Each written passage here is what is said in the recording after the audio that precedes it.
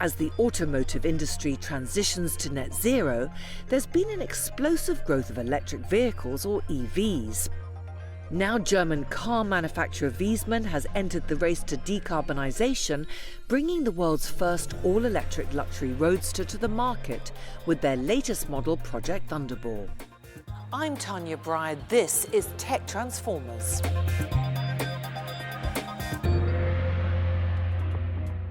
Germany is known around the world for its car manufacturers, but until now, luxury sports car maker Wiesmann has been operating relatively under the radar.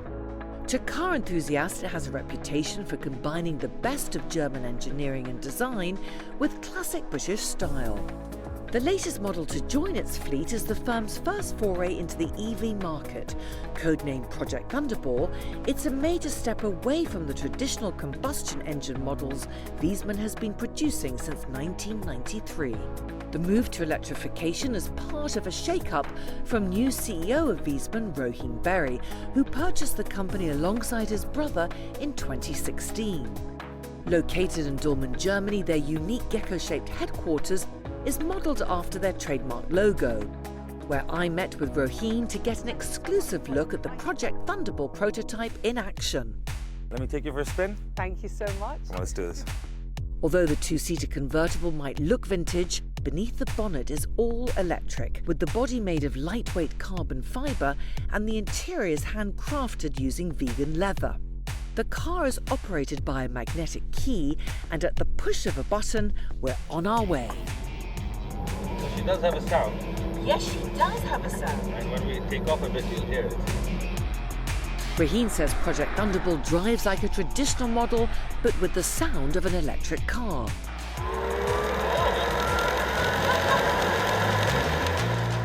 One of the things I didn't want to lose ever was the feel of a Wiesmann. Wiesmann predicts that the dual motor can deliver up to 680 horsepower and that the 800-volt 92-kilowatt-hour battery will give it a range of over 300 miles. It's not just about the speed it gets to, but much more about the journey. We do 0 to 60 in 2.9 seconds. Priced from €300,000, the first year of pre-orders for the car have already sold out. Back at headquarters, I spoke to Roheen about his vision for Project Thunderball and the company. Where did the idea for Project Thunderball come about? Well, just the way the world was going. As I grew up in Africa, I'm seeing the deforestation, I'm seeing everything that's happening with the environment. And I thought if you want to be a responsible leader, male or female, you should lead by example. But why should you not have any fun doing it? And today I see there's a lot of electric cars coming out, but we are so individual in what we do. Timeless, classic. We're kind of like a brand that you pass on to your children. These cars go up in value, and that's one of the reasons why I think I went down the electric path. Well, reservations for the car opened in late 2022. What's the response been like? So we haven't actually even started our marketing drive yet, and properly, and we're completely sold out. We're now 1.5 years sold out, and that's amazing, with deposits. So I'm very proud. It just shows that people really like Thunderball. And of course, it's called Project Thunderball, but that won't be the name of the car officially. What will it be? I'm not going to say just yet. We're going to let the big launch come, and then we will announce the name. Are you happy with the name? I am. Yes, I am happy with the name. And when do you hope that you'll see the cars actually on the roads? It really depends on what happens with all the various testing and all the certain rules that are coming out. They're changing every day. So I would hope in about a year. So how many Project Thunderballs are we going to see on the roads? I'm not allowed to say, but what I will say is that it's going to be in the hundreds, not the thousands. And what do you think sets you apart within the EV market now? Have you seen anything that looks like this? No, we have a very unique design. We're completely hand-built. We're the first electric roadster in the world. We are now also achieving stats that nobody else is doing at the price point we are. So I'm very proud of what we've done. What does it take to achieve that? What's going into it? I used to have only black hair. It's now all gray. It's becoming extremely competitive, but that's another thing that I think is amazing about our team here at Wiesmann. We're so talented at putting together cars and doing it in a very special way that we're also able to move extremely quickly. OEMs aren't able to move as fast as we are, and we are. So, I think I'm proud of the entire team. What were some of the biggest challenges for you at the beginning? At the beginning, I would think I don't speak German. I'm not German. I was born in England. I am Indian of origin, grew up in Africa. So for me, coming here was quite different. And I think it took some time for everybody to get used to me. But once we managed to put all the partners together, we went down the path of making ICE internal combustion engines. And slowly, the entire area started to support us. And now most of Germany supports us. Do you feel here at Wiesmann that you're almost a pioneer in what you're doing? 100%. There isn't another car or product like this out there. And we will continue to come up with new inventions and strive to make things much better. Coming up, the rise of electric vehicles. Everything is a risk, but we have to do what's right, and this is definitely the right way forward.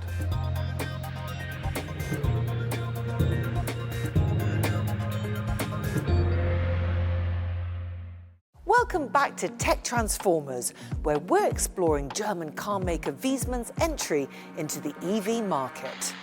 There is strong demand for electric vehicles. The continued growth in electric vehicles. Being involved in electric cars right now is like being involved in computers in the 90s.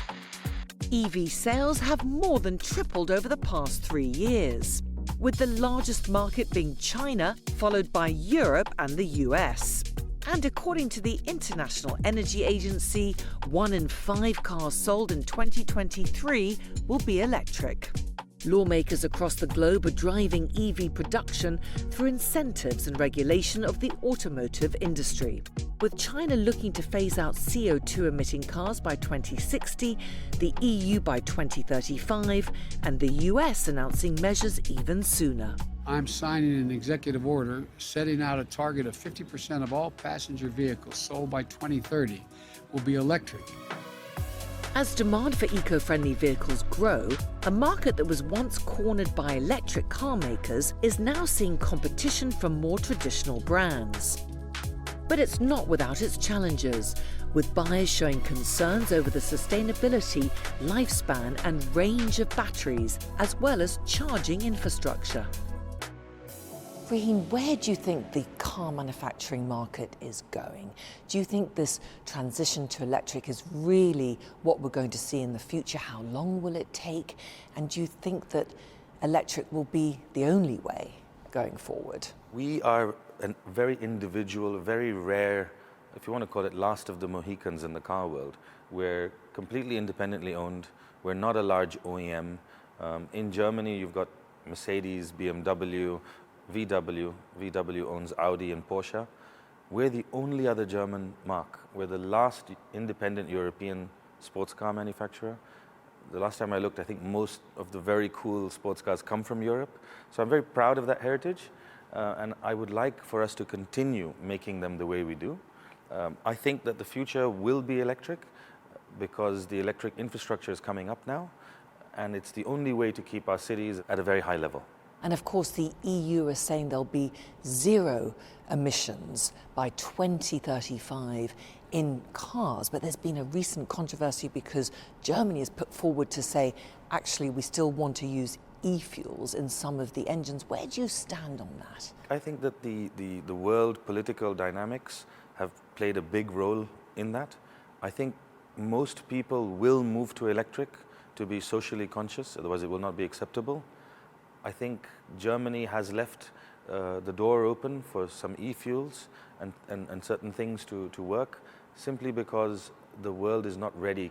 Not everybody is ready at the same time to put up such an expensive infrastructure. Were you surprised by the compromise? I kind of knew it would come. I felt like it would, simply because for 100 years what we've been doing, it can't change in 2 years. It's going to take a little bit more time.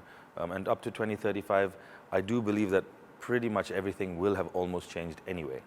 There'll be very few combustion engines left on the road. And how long do you think that transition's going to take, in your opinion, Raheen, from what you've seen, and the cost of it? Well, for example, Germany has already put down a very, very large e-infrastructure. Here in this factory alone, we're about to put up 20 fast chargers. So I think slowly the rest of the world will follow. Most of the big OEMs are going electric, and the electric car technology, once you get into it, is actually better. Once you get used to driving an electric car, it becomes very difficult to go back to a combustion engine. How quickly is technology changing the landscape? It's changing as we speak, and it is completely changing the landscape. I also think that the next generation will play a very big role because they will want to get into electric cars. If you look at the London taxi, a year and a half ago, they were all combustion engines. Today, I would say 75% of them in London are all electric. The speed of change has been incredible.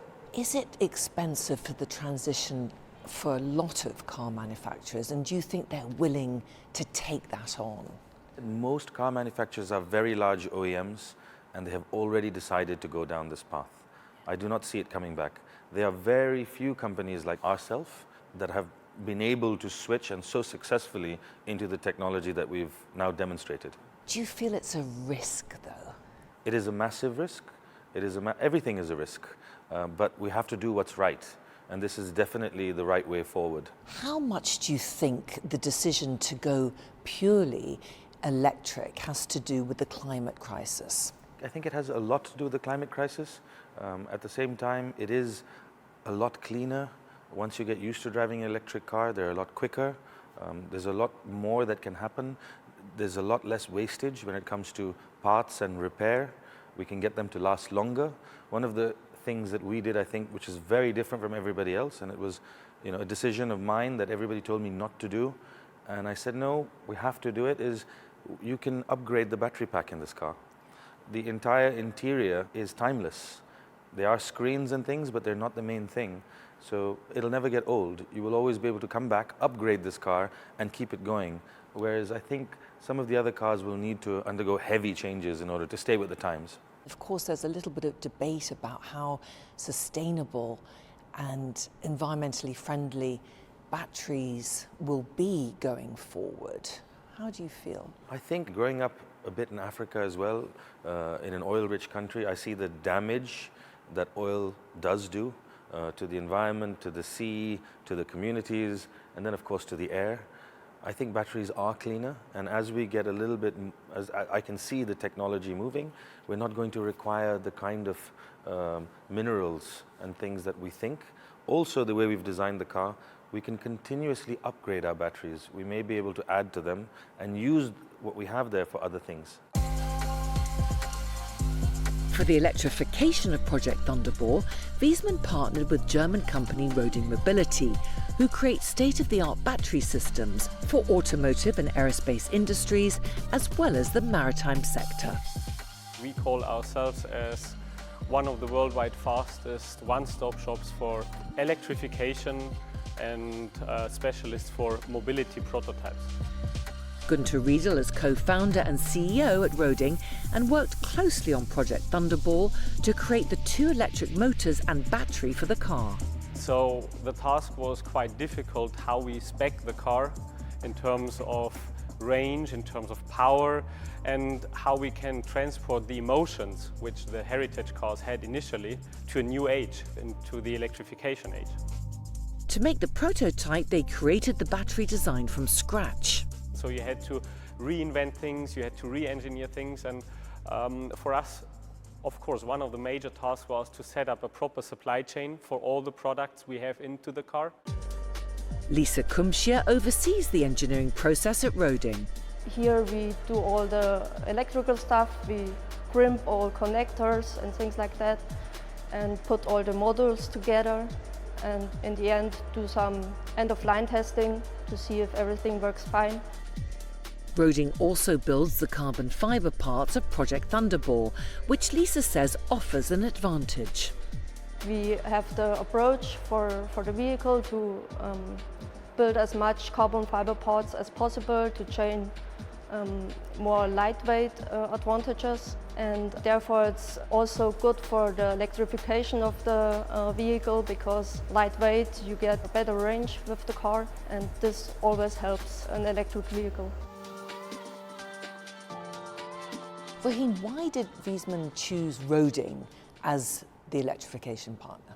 Since I'd started this, I've only been looking for the best, whether it's paint, whether it's leather, and roading really appealed to me. They have been doing incredible projects. I'm not allowed to mention most of them, but if you ever get to find out, you'll be extremely impressed. What kind of technology and what kind of impact does technology have on what you're doing? It's just huge. Technology is moving at light speed. At the same time, I truly believe that you have to, use a little bit of your own common sense when you're building things like this. For example, we've put in, I think we're one of the first companies, if not the first, to put in a gear system or a level system in our regenerative braking. And we've done many things with technology that are slightly different. We do not have the batteries in the base or the skateboard. We have the batteries in the front. It allows us to change it. We haven't changed the dials or the inside of the car too much, so it's always timeless. So these are things that you have to think about going forward. Up next on Tech Transformers. When we talk to customers, they're often talking about buying a Wiesmann as an investment, as they would a piece of art or a piece of jewellery. So it's a very different purchase strategy to just buying a supercar, let's say.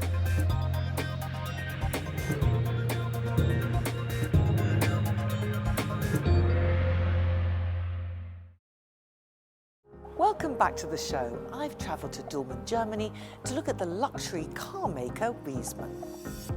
Wiesmann was founded in 1988 by brothers Martin and Friedhelm Wiesmann. They debuted their first car in 1993. But in 2013, the company filed for bankruptcy, closing its doors in 2014. 2 years later, Wiesmann was acquired by Contech Global under the direction of Rohin and Sahir Berry. Since the purchase of the company, Wiesmann hasn't released any new models, the launch of Project Thunderball being Wiesmann's re-entry into the market. I spoke with Jessica Binns, the CMO of Wiesmann, to find out more. What we are going to do is going to take Wiesmann to the world. So the world has not yet seen Wiesmann. So we've started with our campaign, and we started to do our marketing and presenting Thunderball to the world. We opened up our reservations, which sold out very, very quickly. And we've had some really interesting response from markets such as the States and the Middle East, and also kind of the UK and Europe. Jess, what do you think Project Thunderball means for the Wiesmann brand? It's the return of an icon, essentially, because it is the start of a new era for us, not only from an electrification perspective, because obviously for many, many years the car has been a combustion car, but also it's new ownership. So that's always an exciting time for the two new brothers, to now put their own stamp on what they feel Wiesmann needs to present to the world. But the electrification has been a real interesting challenge for us in terms of how do we retain the essence and the DNA of a Wiesmann brand and a Wiesmann feel in an electric car. It is a luxury brand with a high price point. In the current economic climate, with the cost of living and inflation, are you worried? We're not worried, and that's because Wiesmann is a classic and timeless brand. So actually it retains its value. Unlike other cars that very quickly lose their value, actually Wiesmanns only go up in price. So it's almost like an investment piece. So when we talk to customers, they're often talking about buying a Wiesmann as an investment, as they would a piece of art or a piece of jewellery. So it's a very different purchase strategy to just buying a supercar, let's say. And we're priced in a good bracket. It's not the high supercar luxury in the millions. It's not the sort of the Tesla mark. So we're in a really interesting space, but really it's an investment piece and it'll hold its value. Why is it a unique brand? It's unique because even from the sort of the look of it, it doesn't look like a typical sports car in a sense. It's timeless, it's elegant, it stands apart essentially. And there's a real emotion, there's a story to Wiesmann. And when you come to the factory, this is a big part of the customer experience and the journey. So customers really come here to co-create. So they come to kind of make their dreams come true. So they discuss with the team what they like, what they don't like, and everything is handmade. So it's almost like creating your couture dress. You come for your fittings, you come in and out. You know, we're very open, and that's quite unconventional in the automotive category.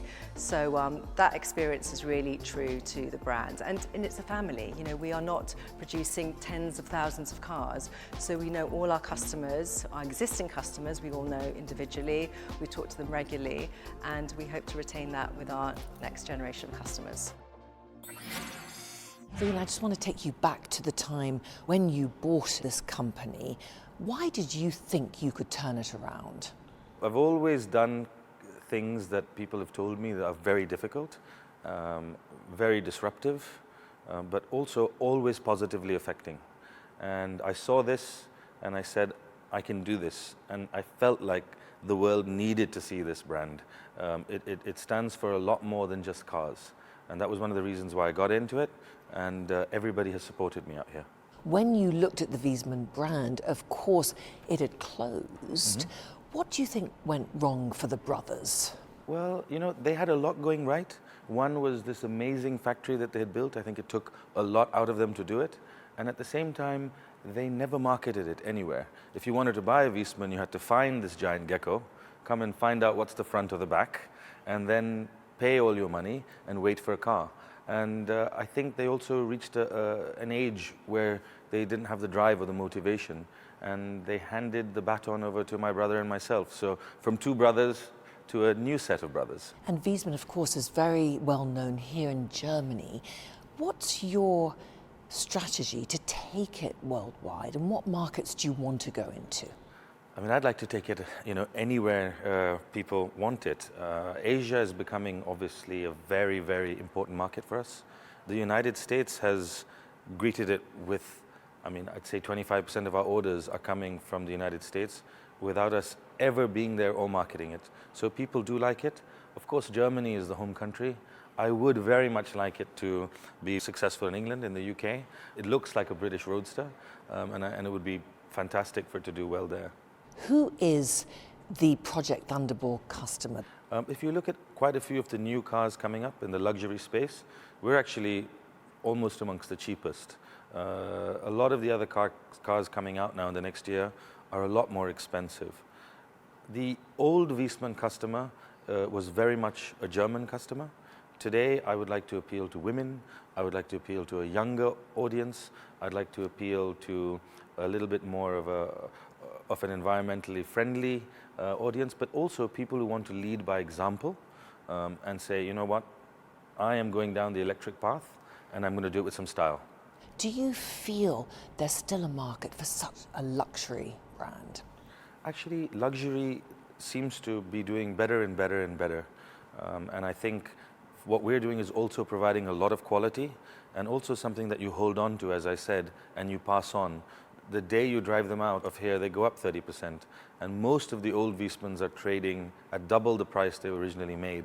We would like to continue that tradition with this and make sure that our customers all benefit from Wiesmann. And what's your vision for Wiesmann going forward now? Going forward, first, we're going to go with the Thunderball. After that, we'll come out with another model. And then, depending on what our customers want, we have a few secret models that are in the R&D room that nobody's going to see right now.